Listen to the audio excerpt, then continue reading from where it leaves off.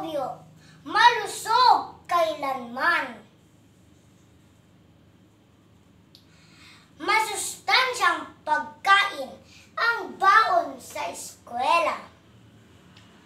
Pagkain pampalakas kahit mura-mura. Ang batang malusog ay yaman ng bayan.